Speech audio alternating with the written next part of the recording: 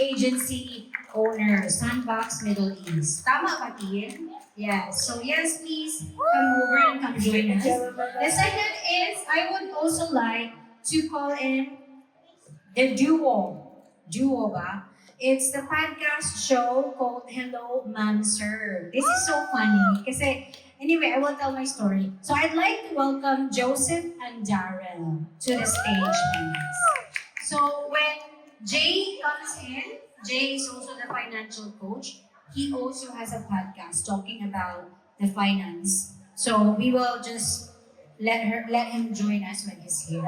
So please guys, join me. Let's talk about podcast. Kasi iba-iba yung mga specialty ng mga podcast topic nyo. Let's start with Teen. Kasi bago lang yung podcast mo, Teen. Pinay Makeover. You should follow this guys, Pinay Makeover.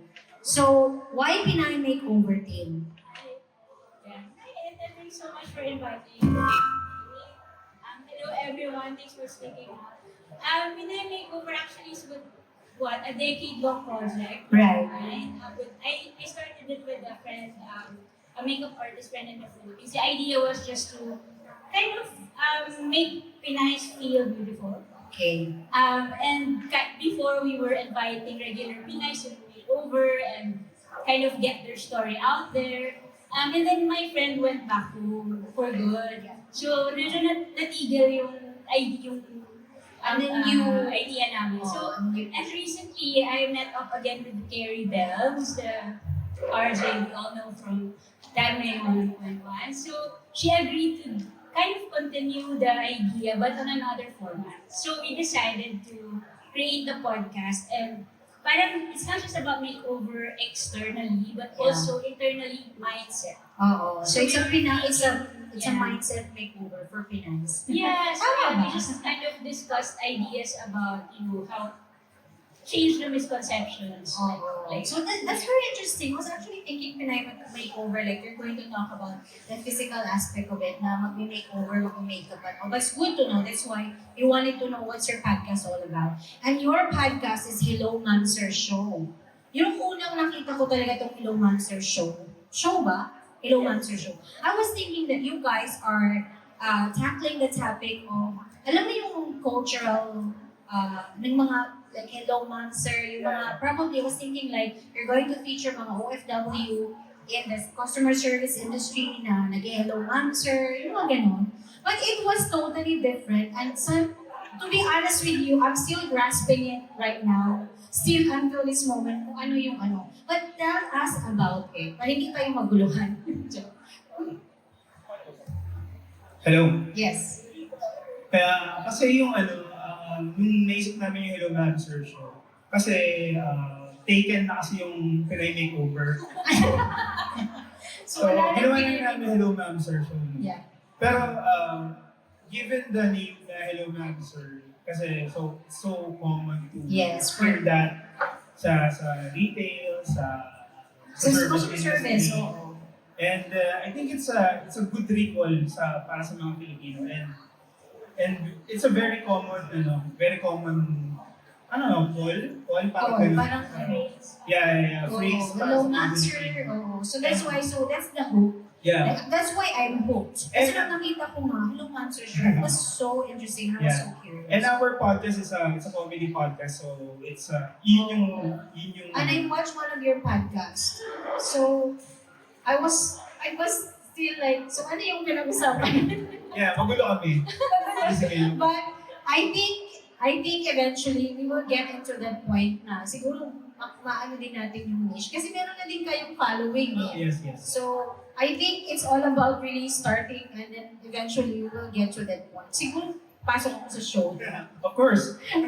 Ikaw naman po, ano po yung masasabi natin? So, what push mo na i-start mo yung podcast na to? Did you have like a reckoning? Like, oh, gusto ko mag-Hello Ma'am Sir Show? Or what was that factor na push sa inyo na mag-start nga tayo ng Hello Ma'am Sir Show?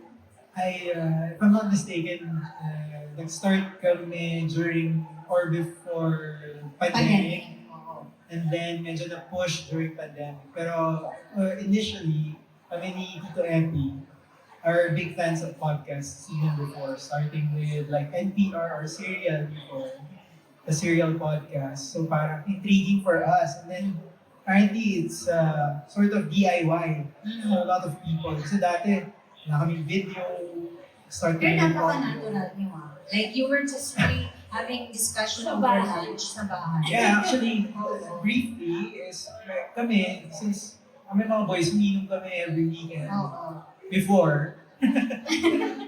Tapos, Not during the podcast show. No. Okay, just to be clear. kaya na namin gusto siya i-record kasi very interesting yung conversations namin about being an OFW, terminology. To the point na nag-argue kami at 2 a.m. sa McDonald's about... So this is non-scripted. Kung ano yung pumasok nyo, you just have to like, i-record nyo sa ano na yun.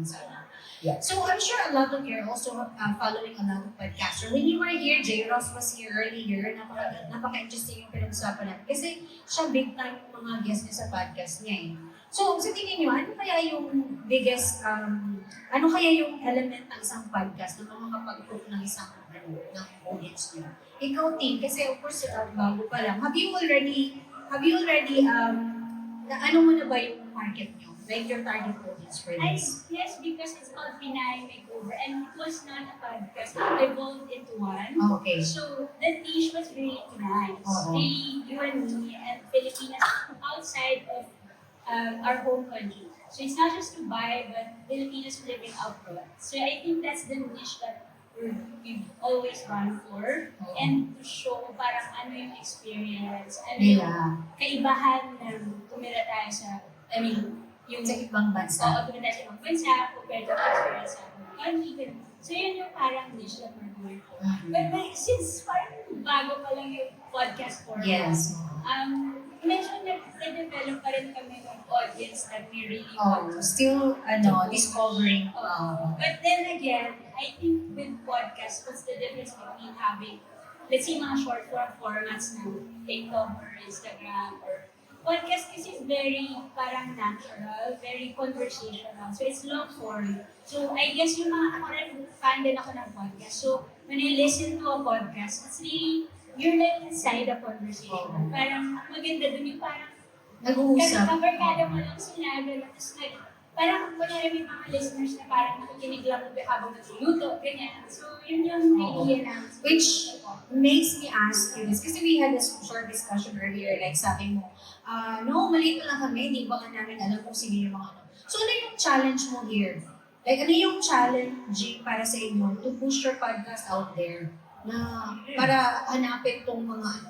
Kasi ang daming podcast, di ba? And sometimes you really have to squeeze your head. Ano yung pwedeng topic namin na pwedeng ano? So ano yung challenge natin doon? I mean, may mga times na kumukuha kami ng mga inspiration like for certain topics. No?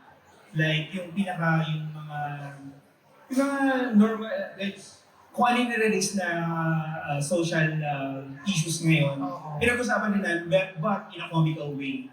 So parang ayun pa rin yung dun kami at least nakakuha rin ng audience. So ngayon, you are also still discovering ano yung values na ini-impart natin sa audience natin. Yeah, I mean, yung value naman namin na parang wala rin naman talaga kami value.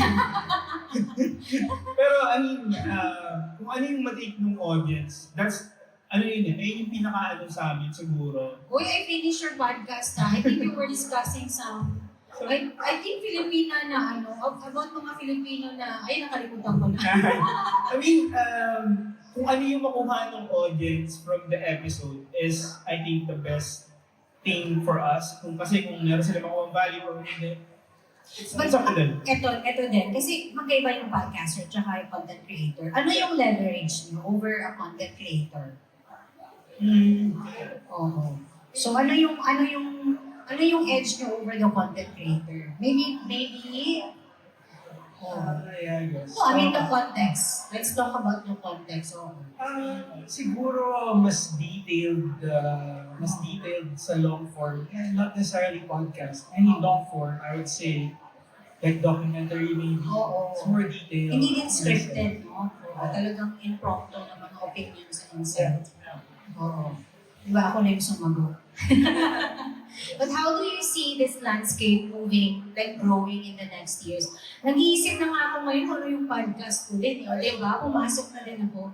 But, yeah, so what do you think? I think may potential siya for Filipino audience. For the other nationalities, malaki na yung podcast community. Like, if you would think of, let's see, bakit daw naging popular si Donald Trump or ano siya nanalo? Kasi may famous podcaster who supported him to call Joe Rogan. So, sa ibang bansa, malaking bagay na yung podcast. Kasi parang mas nadodraw niya, mas loyal yung following. At saka mostly, I think, community-based ang podcast. Talagang Community-based. Oo. Yan. Tsaka din nag-create siya ng thought leadership. So, okay, nagbibigay sila ako minsan sa Hello Master Show. But, nang answer show. yeah, so parang ang masaya sa podcast, and because I speak of it kasi mas matagal sila, mas marami na kami napag-usapan, ang masaya sa podcast is nag-bring out lang ng insights. Hindi siya directly, okay, may topic kami. May topic kami, but yung opinion yung pinaka-core doon. And then that would resonate with audiences, I suppose, kung ano yung parang take nila, whether positive or negative, pero nagre-resonate. Ganun.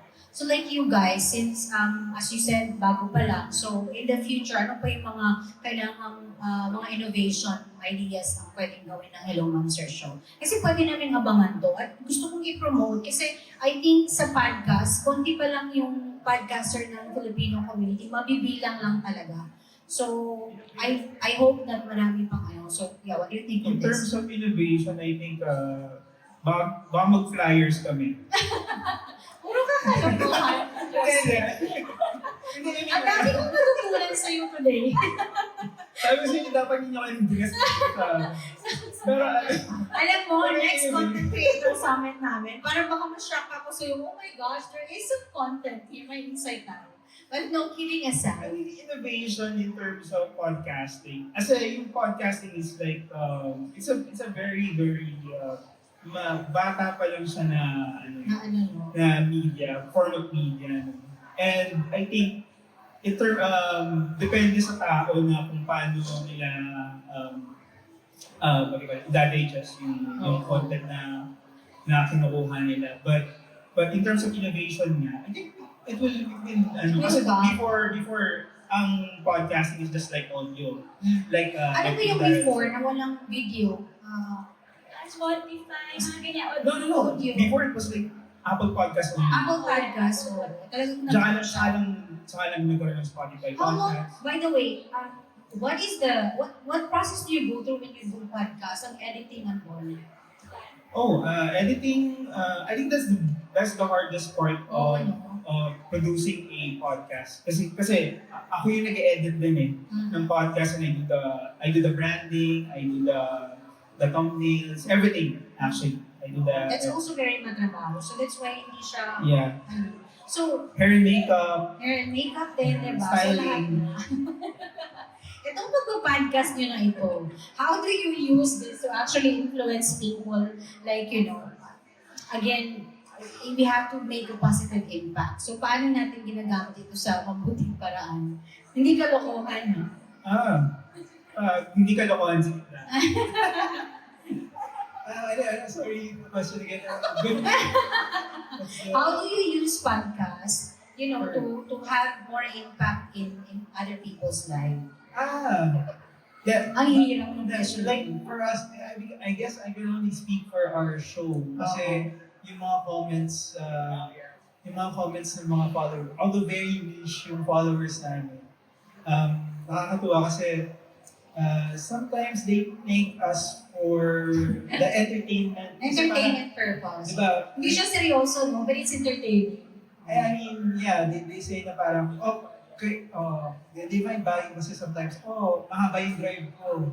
Parang thank you kasi natatawa ako sa kung paano yung pag-asaran or something like that. And then, there are topics na medyo sensitive as well na tinouch namin early on in our show, like toxic Filipino culture. Ito pala, I think this was the one. Can we do that? Kasi ang lahat ng podcast, puro inspirational. toxic kami, toxic kami. Pwede ba yung may podcast na real? Like, it's really tackle the toxic. Nagtatrash kami ng mga tao. Ay, trash. Wala palang ano. But no, seriously guys. So, kasi andun na kayo sa, ano nyo na yung first step ng having a podcast episodes or podcast community. Ano yung may papayo natin? So, magsisimula pa lang ng podcast. Ayan. How about you, T? But then, you're already in the digital space. So, madami ka na ding alam. But in your case, like, Well, for people who wants to start a podcast show, kasi madaming preparations, diba? Dapat handa. hindi kami handa. Hindi kayo handa. Ay, ako kasi siguro si Kerry may experience na kasi siya with radio. So I guess it helps. Pero I think the main challenge now that we just started is commitment. Like to find the time. Siyempre, at kami may day jobs. But to really find the time to think about the script, or not a script, but like a topic, tapos mag-edit, mag-studio kayo. Like kami, nagre-rent lang kami kasi Ay, ang hindi hirap used to be a mag-set series up then. eh. Yeah, ang hirap mag-set up. So yun, yung kailangan ma-commit namin at least maka-10 episodes para lang talagang maging, Oo. you know, at least magkaroon ng audience. Naka-plan ba yung next topic series? Nagpa-plan naman, pero yun yung mahirap. Yung parang mag-commit kami na okay, next month, kasi busy din talaga. So this is really the challenge. Same for you guys. Kasi yung, Question ulit. so ano yung may papayo mo sa mga gustong mag-podcast? Maganda yung podcasting kasi. Pag tahimik na yung buhay niyo, huwag niyo nang gawin. Kasi mahirap yung podcast. Ang hirap talaga. Mahirap talaga. And then, by the way, let alone the comment, ay, wala naman yan sa podcast. Oh, yeah, diba? So, Yeah, that's also something na you have to, Actually, add ko lang yung value, no? Sa pag-podcast. May nagko-comment sa YouTube channel namin and sa Spotify. Sa Instagram na rin. Pag may nakita kaming mga ganong comment na sobrang they find value on the episodes or the topics that we talked about okay. on that specific episode, sobrang nakaka-overwhelm para sa amin. Yeah, that's why we still do keep the doing it. we still do Yun the naman yun eh. podcast. Same for you also, diba? Exactly. Naalala ko, nag-laylo for a while si Lumanso. Tapos may nag-message lang sa thread na, nakailang ulit na ako nung previous episode. So sabi ko, alas yun, sila ulit, na-inspire sila ulit na mag-episode ulit. Kasi yung mga gano'n na parang, may nag-aabang pala, na to think na parang yung sinang, wala na makikinig sa akin. Mag-aabang ako for the next episode. Gusto ko yung mga basta. But then again, well, thank you so much for joining us today. Sana next na natin, panel discussion, madami pa tayong mapagkwentuhan ng podcast. Kasi I just really wanna showcase you guys since nagsisimula pa yung mga podcast na natin. And hopefully next time, madami pa tayong matako na topics. Ayun. Thank you so much. Please invite na lang din na mag-follow sa mga podcast niyo. Abangan ko ang Pinay Makeover kasi napaka-interesting. Yes. Check out Pinay Makeover. We are on Instagram, Pinay Makeover, Facebook. And then we have the podcast on Spotify, Apple, and YouTube. So, Pinay Makeover with Kerry. Oh, ayan. Ayan guys, thank you so much. Kailan yung next when is the next episode? This Sunday. Sunday na ba? Okay. Abangan namin yan. Hello, Ma'am Sir Show. So yes, thank you so much guys. Thanks for having us. Yes, thank you for joining us today.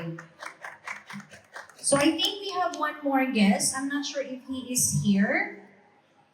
Okay. Picture na tayo.